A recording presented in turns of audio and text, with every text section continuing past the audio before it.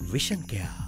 Vishwasaniya Dakma. According to a confidential report by the United Nations claimed to have seen by Reuters, North Korea has pressed ahead with its nuclear and missile programs, evading UN sanctions continually through increased illegal ship-to-ship transfers of oil products at sea. The 6-month report by independent experts monitoring the implementation of UN sanctions was submitted to the Security Council North Korea Sanctions Committee late on Friday.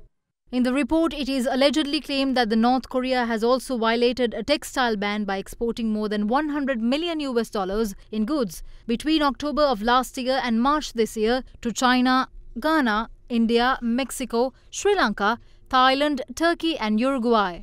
Sri Lanka was also accused earlier of importing commodities from North Korea in violation of sanctions placed on the country. Back then, UN experts monitoring sanctions named Sri Lanka, alongside other countries including India, Pakistan and China, as having flouted restrictions on North Korea. The report found that between October 2016 and April 2017, Sri Lanka imported over $1 million in iron and steel from North Korea.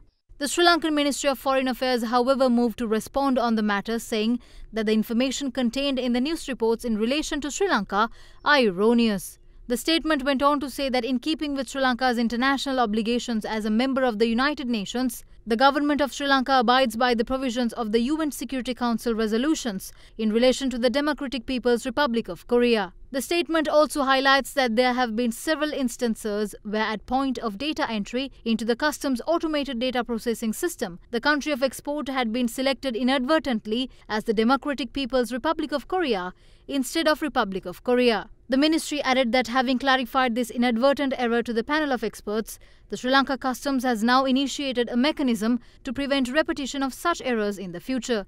In such a backdrop, First at 9 contacted Foreign Affairs analyst Mohan Samaranayake and questioned him as to what the likely repercussions Sri Lanka would face if found culpable.